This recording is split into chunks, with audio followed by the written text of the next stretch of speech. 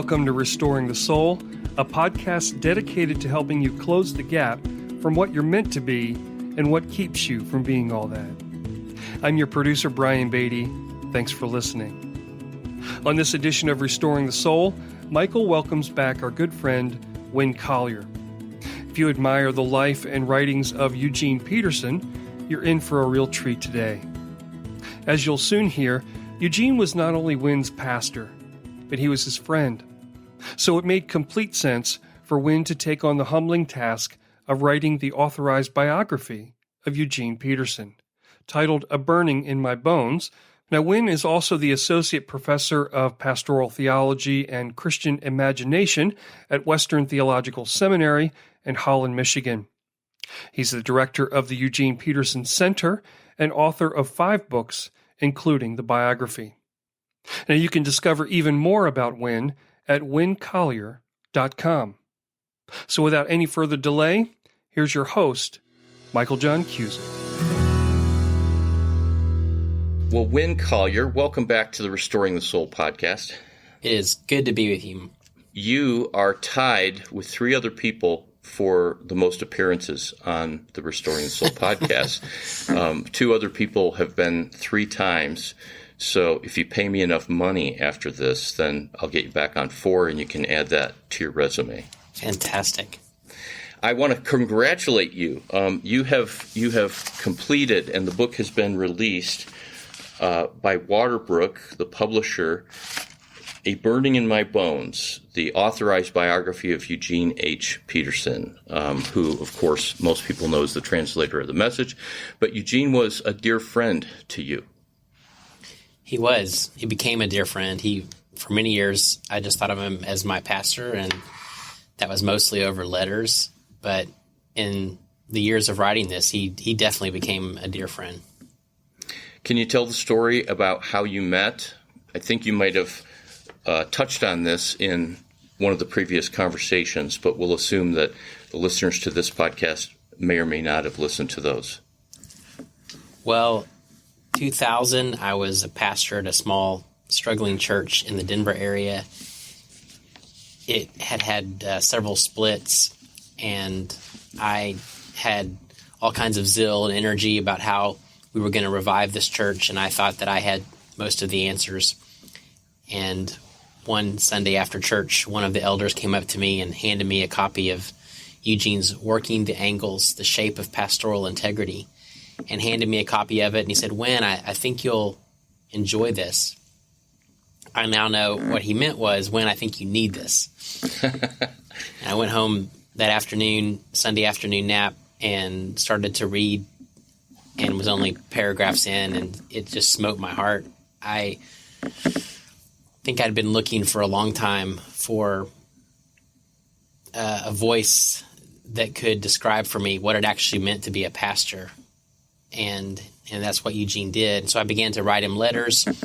My first book was published by one of his publishers, and I twisted an editor's arm to give me his address. I thought I was doing something unique by writing him and having him write me back. Years later, I would have literally thousands of his letters in my cellar as I was doing research for the biography, and realized that I wasn't unique at all. And we wrote letters. I met him once in Juneau, Alaska, when he and his son Eric were speaking at a small church, Presbyterian church, for a spiritual renewal weekend. And I had a friend who went to that church and invited me to come. And so he and I had breakfast, and then I met him a time or two. And then in 2016 was in Montana and seeing him for the last time, I thought.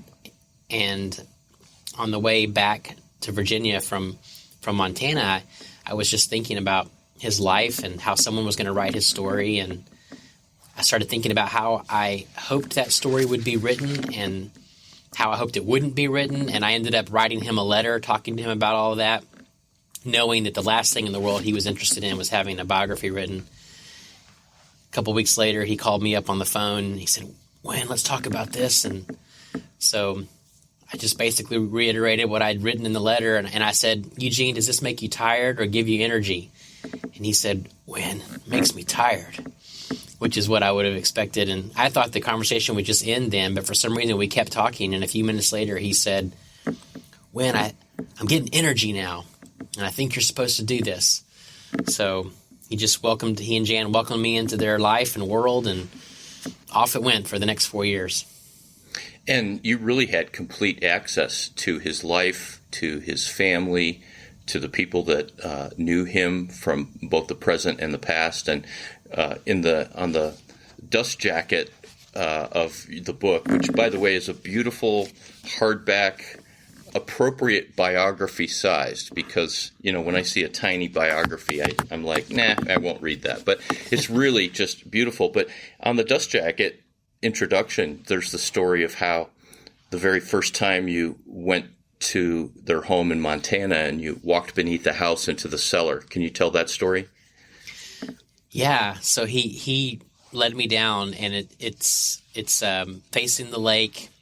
There's a screen door that creaks, and you walk in, and it's like walking into an old Italian grotto or something, a den. It's rock and gravel in there, and bookshelves just piled of all of his books, and the funny thing was there was mice all over the place, mice droppings and mice traps, and it was really hilarious because there was like 10 or 15 copies of his hardback Eat This Book, and the edges were literally gnawed away by the mice, so they were taking it quite literal. And just in that cavernous space, there were 2 tall black metal filing cabinets stuffed full of letters, notes, manuscripts, articles, just endless, and then boxes after boxes of notes and manuscripts from teaching in Regent, and book sermon notes from the previous 3 and 4 decades. And I was just down there for hours at a time, and trying to figure out how in the world am I going to get this stuff back to Virginia, and trying to sort it there. And I ended up, that first night, I had to rush to Staples before they closed into Kalispell, 30 minutes away, to get these boxes mailed back, because I had no idea how I was going to get them from Montana to Virginia. But ended up with all this stuff then back at my house, and spent the next year and a half sorting, beginning to read before I even began to write. And it was so funny. I would walk upstairs, and I would have been down for a long while, and Eugene would just say, "Winn, did you find anything interesting?" And I just like, "I sure did, Eugene." He had no idea, really. Well, and at one point, didn't he say, "I don't know why anyone would find this interesting"? Absolutely. He thought his life was so plain and ordinary, he didn't know what would be fascinating about his story. Well, that's the paradox of Eugene Peterson, is that his life was plain and ordinary, right? I mean, he lived in his boyhood house and never owned a big glitzy home. I was at their apartment in Vancouver, right next to Regent College, and they were very, very simple and committed to a community in the churches they served, and then at the university. But the impact and the breadth of his life is just tremendous. Yeah, that's right. I mean, he wanted to love the people around him. He wanted to live a quiet life. He wanted to do his work. He wanted to spend his hours in prayer and with his family, and taking hikes, and eating good food. And so it was simple, even though he crossed so many fascinating people and did so many fascinating things. So what was it like when you got back to Virginia, where you were living at the time, and you started unpacking those boxes, and you said it took you a year and a half just to organize it and get through it? Here's a man who, by then, he was in his early 80s, and you've got all the content of sermons and correspondence. And, I mean, what was it like for you? You're his friend, you're a pastor, and you're going to be writing his biography, and on so many levels, even emotionally, what was that like? Well, I kept pinching myself, to be honest with you, as a writer, just to have this opportunity. I couldn't have dreamed it up. I also was a little terrified. Once the euphoria passed and I actually had all this material literally just piled around me, and I thought, what have I done?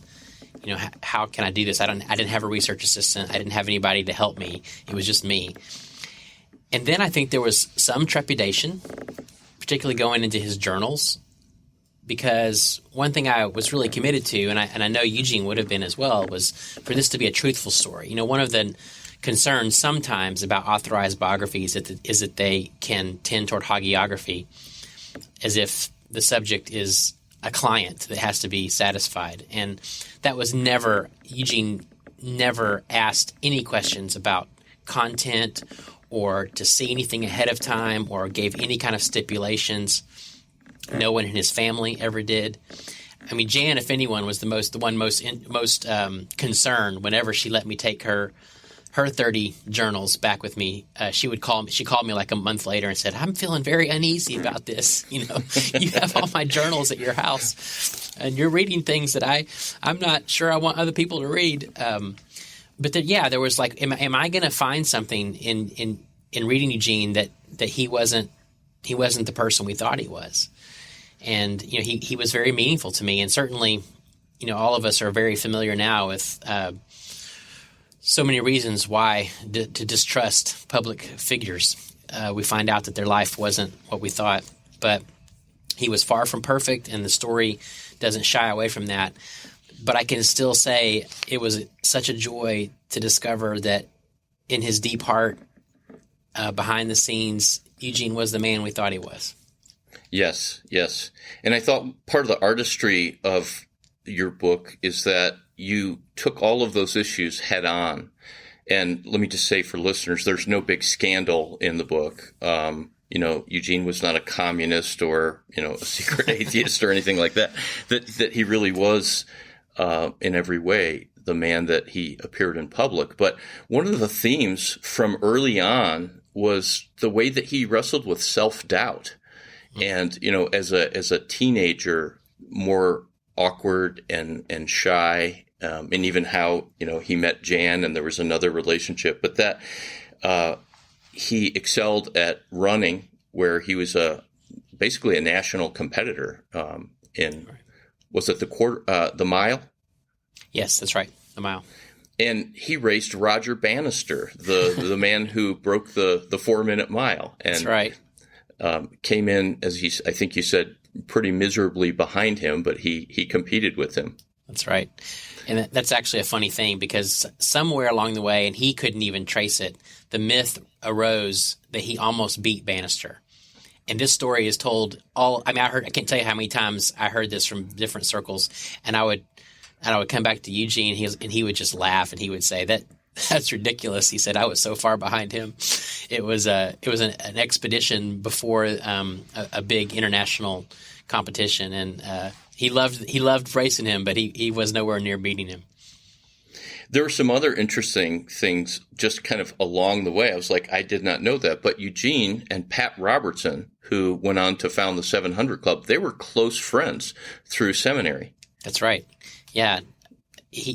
Pat was new to faith and was very much being caught up in the sort of charismatic renewal that was happening at the time, and you know, New York City was a hotbed for all that, and they had a Pentecostal prayer meeting that happened at the seminary that several of them arranged, and yeah, they were very close on the same trajectory for a little while, and then went in two very different directions. You know, Pat, as public and celebrity as one can get, with a big TV station and later running for president. I think that was 1980 or somewhere in the 80s. And Eugene kind of committed through all of his ministry to being anonymous and out of the way and really fighting against celebrity. That's right, which makes for such an interesting story that he ended up being as well known as he did, because he really did resist it. Through the book and through Eugene's life, there's these major themes. And one of those themes is how Eugene came to see the Bible as having a conversation, and reading the Bible and studying the Bible was a conversation. And that may be a new idea to many people, and maybe even people that have only read a few of Eugene's books. But can you unpack that, what that meant for him, that the Bible was a conversation? Well, everything about the spiritual life is relational. And in the modern world, we've often learned to read books primarily for information. And so we then transport that over to the Bible, and we think we're to read the Bible primarily to get facts or moral truths or tidbits of wisdom for living, all of which often can be available in certain forms. But Eugene insisted that the Bible comes in conversation with God, that God is the one who speaks first, and then we respond. And so that's why he would even call prayer answering speech, because prayer does not start with us. Prayer starts with God. And so Scripture is the place where we don't come just to find information, where we don't come just with our preconceived ideas, and then we're expecting Scripture to somehow meet our questions exactly as we've framed them, or the knowledge that we think we need exactly as we envision it. But rather, it is a way of hearing and being present with God. And so Scripture is itself the revealing of Jesus Christ. It is the encounter with Jesus Christ. And that opens Scripture up into a much wider world of what's happening in this holy book and what's happening in us as we're engaging it. And that encounter with Jesus Christ is as much in the Old Testament as it is in the New Testament. Absolutely. It is all of the Scripture is revealing Christ and encountering Christ and bringing Christ to us. You know, one of the places where I have seen that again and again in his writing, and I'm hoping someday that there will be a book of just Eugene Peterson's introductions to the 66 Protestant books of the Bible, because there is. There is a book of just those introductions. I'm pretty sure Nav Press has put that out, yeah. Okay, because it's a wonderful commentary, like just his commentary on the Bible, as short as it is. But about a year ago, I was deep in Isaiah, and after being a believer for many, many years, I went, I don't think I've ever read the book of Isaiah from beginning to end. So I always start with the message, and I keep going back to his introduction to Isaiah, where it just talks about the salvation work of God. And if you didn't know it was the Old Testament, you would just think he was doing commentary on a New Testament book and talking about Jesus. But he had the eyes to see, as he read the Scriptures, that Jesus was right there in the Old Testament. That's right. And, some of that, I think, became because he was so steeped in the church fathers and mothers. This is the way Christians read the Scriptures for so long. And so I think for him, he just seamlessly moved from Old Testament to New Testament, between genres, expecting it to be as varied and as alive as the multiple kinds of friends you would have in a conversation. Today we tend to, as pastors, me as a pastoral counselor, as thought leaders, we tend to gravitate toward either kind of the most popular book or maybe the most popular book from a short time ago. But his life, he really, to use a word that you use, he eschewed those modern thinkers for the most part, and really was steeped in the early church fathers and mothers. And then when he did look at any of the more modern people, and I'm talking about 20th century, earlier 20th century, that he went back to the original sources and read through them. But talk about how his lens really was historical and tied in to the early church. Well, walking into his study at their Montana home, and just I took my little camera one day and I just filmed all of the books in his library, and the breadth and the width of his reading is unbelievable. He just had this sponge-like curiosity that would soak up and then integrate. He really used the word integration a lot to try to integrate these things into his life. And so he read as an act of prayer. He had conversations with everyone from, Gregory of Nyssa, St. Teresa of Avila, to Barth, to Dostoevsky. In his latter 10 to 15 years, he would say he read more fiction than theology.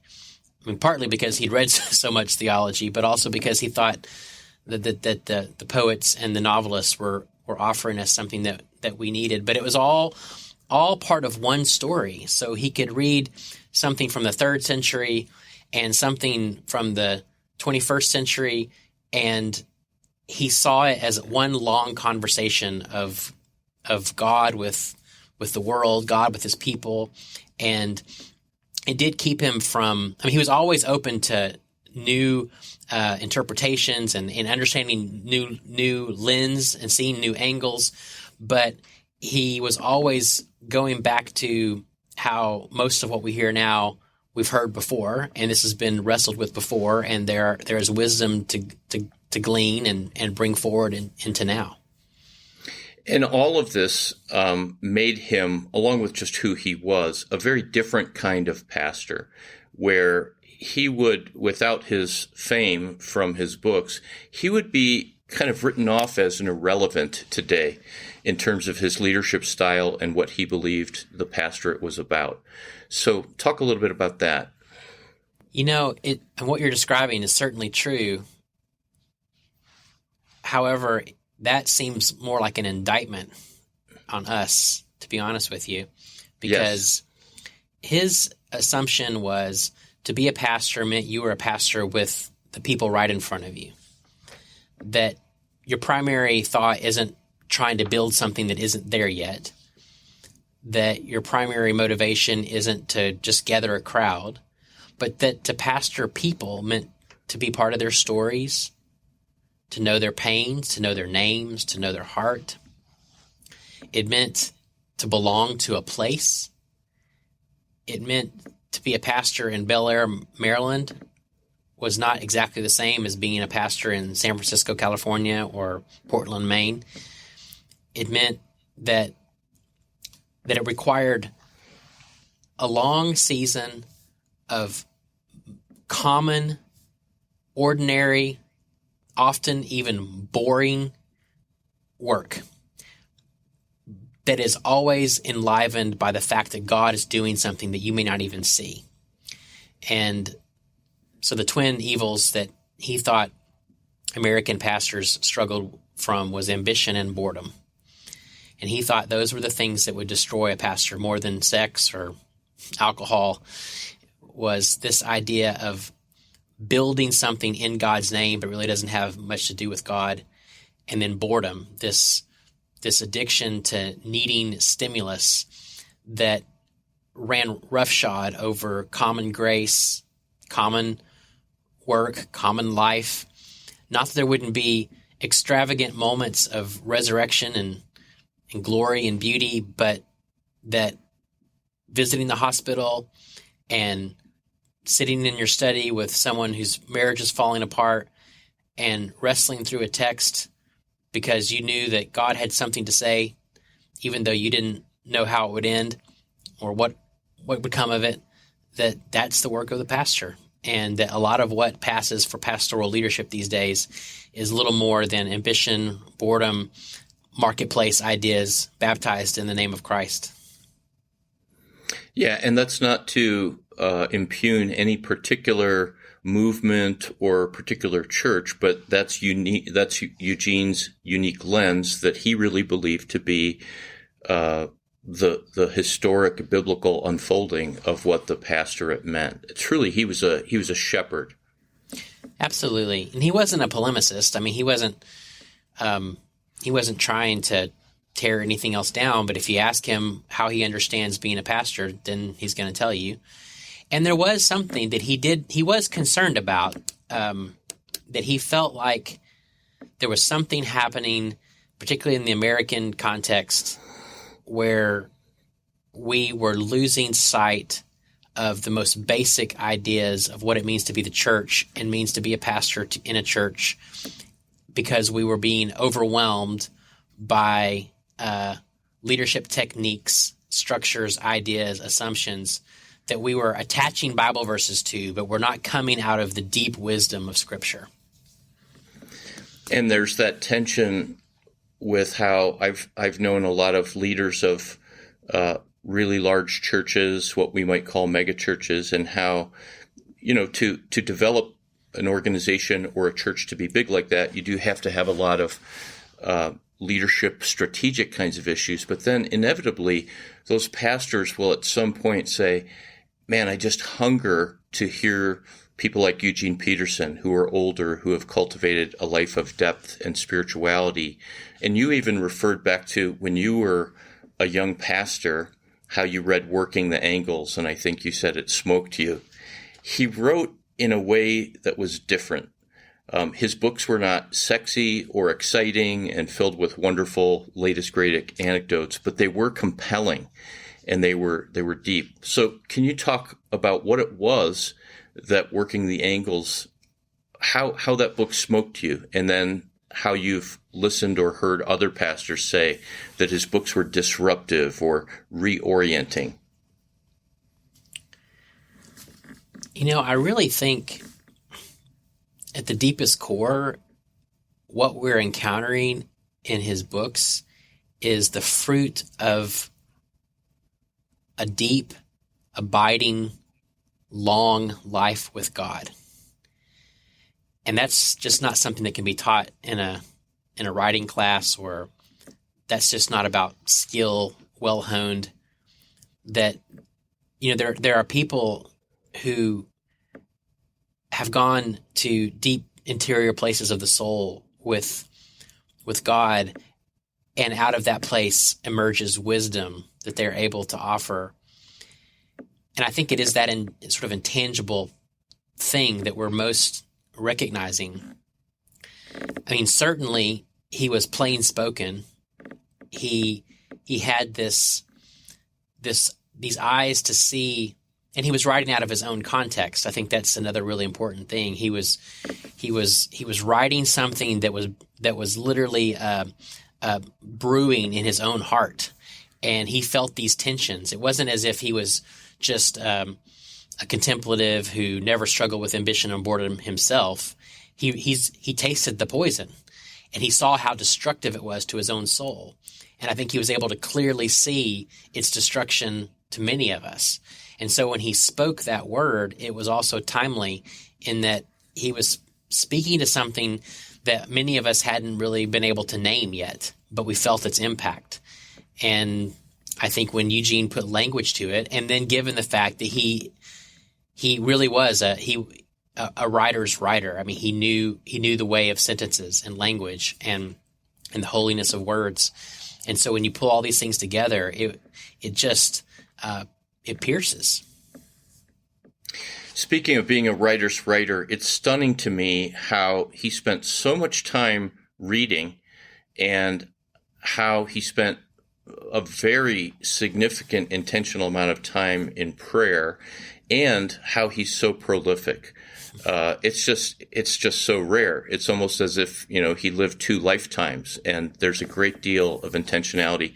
I remember in The Contemplative Pastor, the simple sentence, a very original person must shape their life in a certain way to basically achieve the outcomes. And it didn't feel strategic when he said that. It just kind of felt like, oh, here's this thought that I've learned about what needs to happen. And I finished your biography of Eugene, and I thought, one of my first thoughts was, I can't spend as much time on social media and watching TV for relaxation as I want to. If I am going to kind of bear the fruit that I want to bear, because you have to say no to a lot to be able to say yes.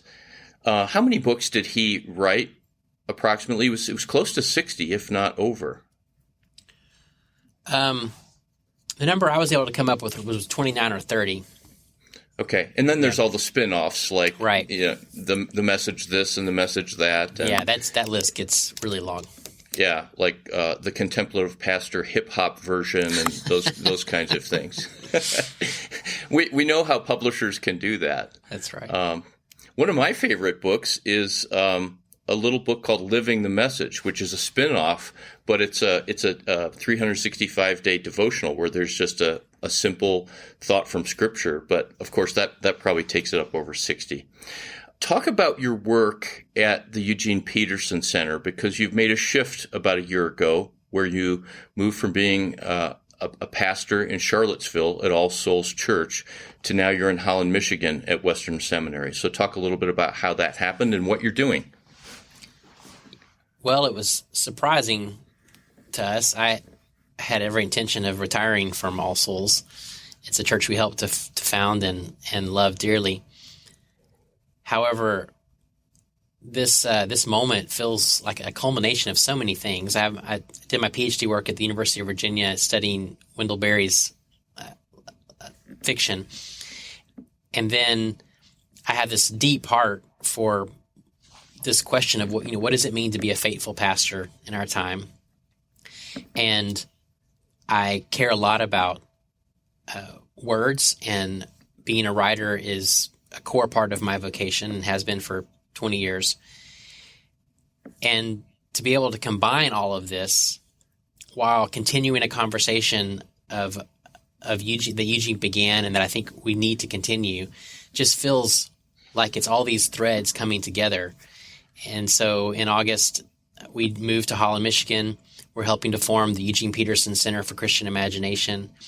And our hope there is to continue conversations among pastors, among creatives, among what I'm thinking of as curious but often befuddled Christians who found Eugene to be a wise, sage voice.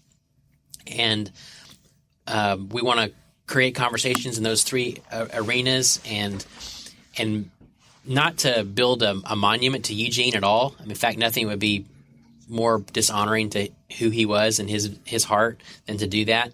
But to say that he bore witness to God's action in the world in a way that is startling and ordinary and beautiful and hopeful, and that we want to bear witness in the same way.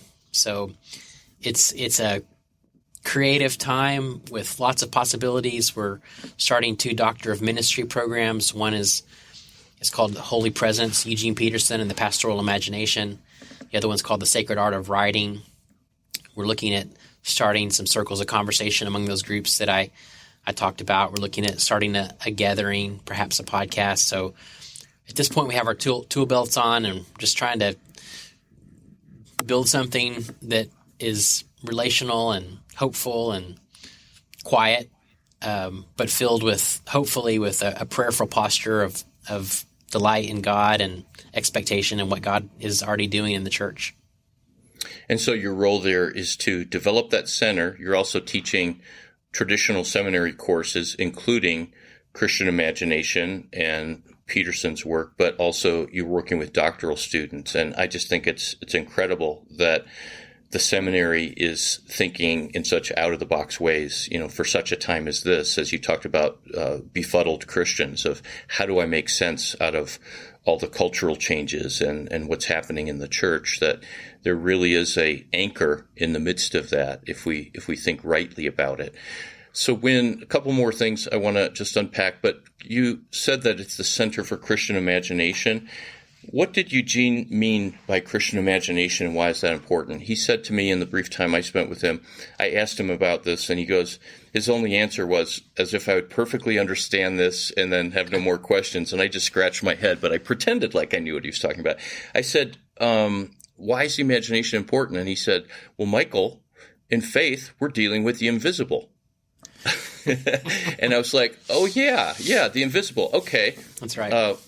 Next subject. All right. But what did he mean by that, and why is it important today? Yeah. Well, it's important that he alluded to that word, that Hebrew's imagery, because it is imagination is having the eyes to see things that we would miss otherwise. And so it kind of goes back to where our conversation began with talking about Scripture and what Scripture is and isn't, in this conversation that Scripture is opening up to us the widest possible world, the widest possible reality, what it actually truly means to be human.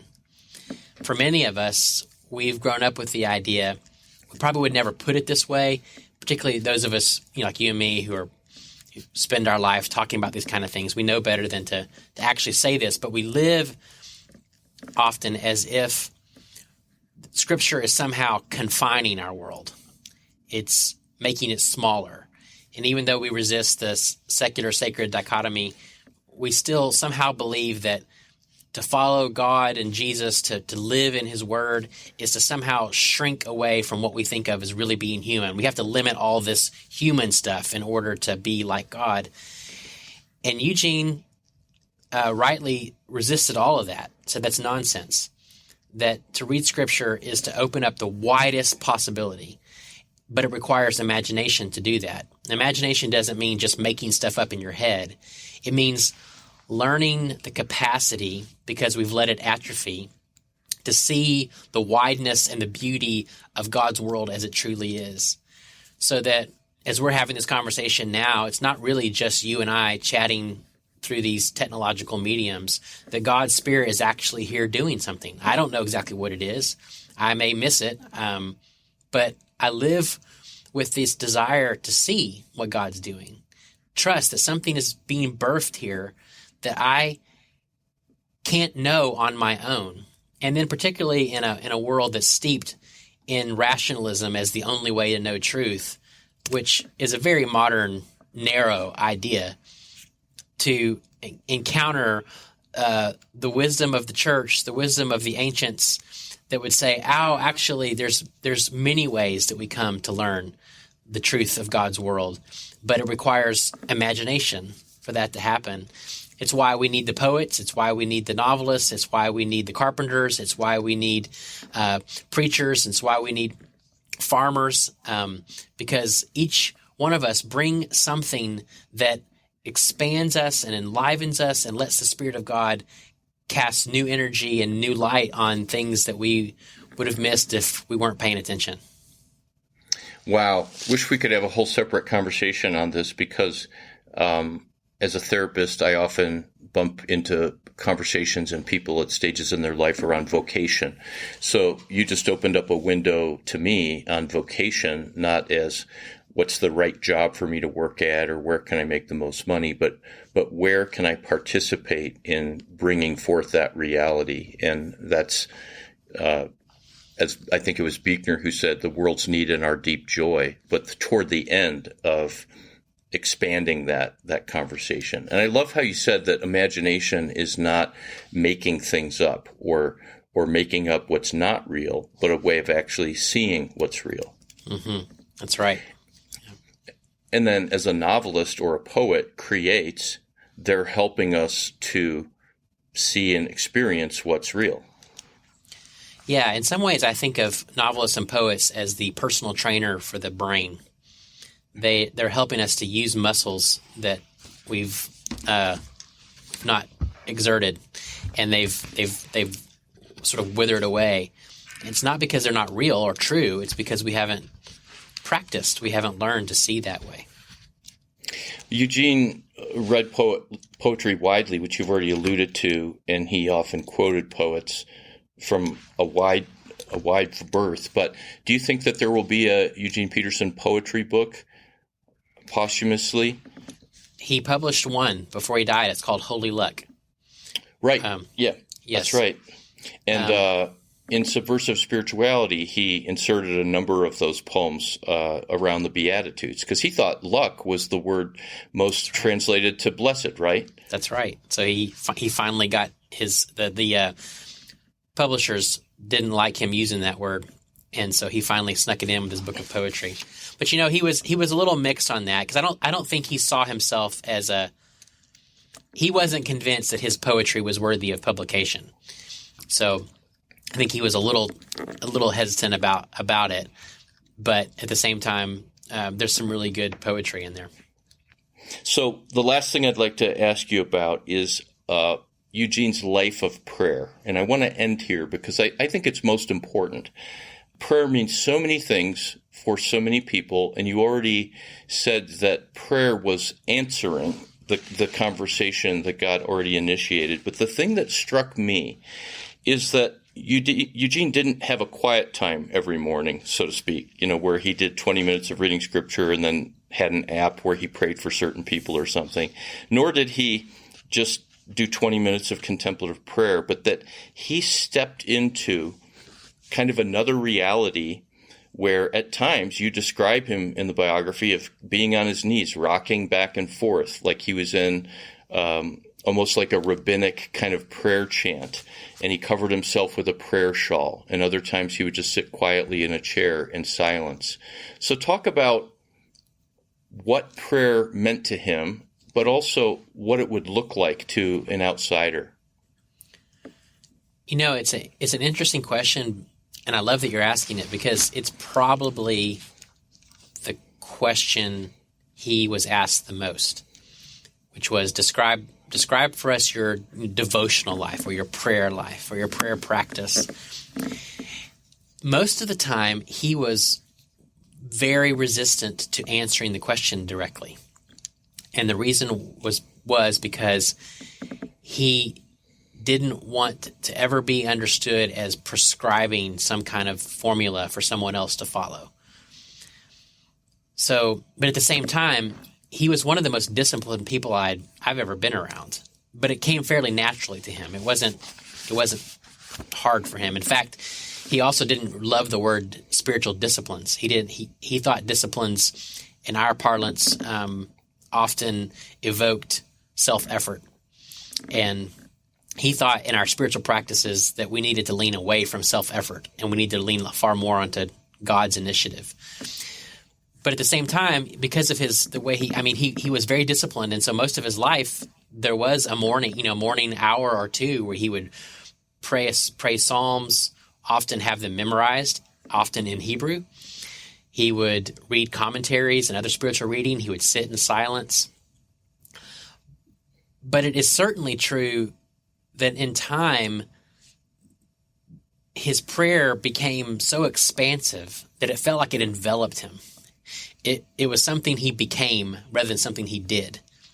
And at the same time, there is no short circuit. Like, we want a book that describes this for us and gives us a 6-month plan that we can follow to have this kind of life. And I think it's grace. I don't have the kind of prayer life that Eugene did. I'm not sure I ever will. There's grace, and then there's also time. I mean, just long time to be shaped in a certain kind of encounter with God. So the way I most encountered his prayer, answering the question of what does it look like, was how it felt to be in his presence, and the fact that oftentimes it felt like he was inviting me into God's presence in the plainest ways. And it had nothing to do with him, saying, okay, now let's go to God's presence, or even saying anything overtly spiritual. It was, my anxiety would slip away because I would realize that somehow I was encountering grace through Eugene that was God, because I think Eugene was living a life at prayer. Whenever Eugene was asked, how can I learn how to pray? Often Eugene's first response would be, well, tell me what you love. And then he would begin to think with that person, well, how can what you love become a prayer? Because that's where God is. God is in the midst of the things we most truly love. God is a source of love. And so there was this expansiveness that was concrete. It was always directed to God, but it was generative and free and hopeful. And as I looked over his life, I think it would look different in different ways, different kinds of reading, spiritual reading that would be part of his prayer, different psalms, different seasons that he would memorize and pray depending on where he was in the moment. But there probably is no word, no theme that is more central to who Eugene was than prayer. Because to him, again, prayer was massively expansive. It was a life lived, pointed to, and in conversation with God. And that was what he hoped would be every breath. Well, Winn, thank you for taking the time to talk about the biography, A Burning in My Bones. But it's a book that really stirred a hunger in me, and I commend this to any reader, whether you knew of Eugene Peterson's work or not. It's a book that will really stir a desire to know God more deeply, and I just think you did an exceptional job with it. It's so flowing and colorful, so filled with wonderful storytelling, and also just a kind of historical flow too. I love the way that you put it together, starting out in his boyhood home. So can't wait for more and more people to learn about it. And we're also going to put the link to the work that you're doing at Western Seminary and the Peterson Center. We're going to post that for the podcast. But can't wait for you to come back for number 4 appearance on the podcast. Well, I look forward to it. Thank you. So we've wrapped up another episode of Restoring the Soul. We want you to know that Restoring the Soul is so much more than a podcast. In fact, the heart of what we have done for nearly 20 years is intensive counseling. When you can't wait months or years to get out of the rut you're in, our intensive counseling programs in Colorado allow you to experience deep change in half-day blocks over 2 weeks. To learn more, visit restoringthesoul.com. That's restoringthesoul.com.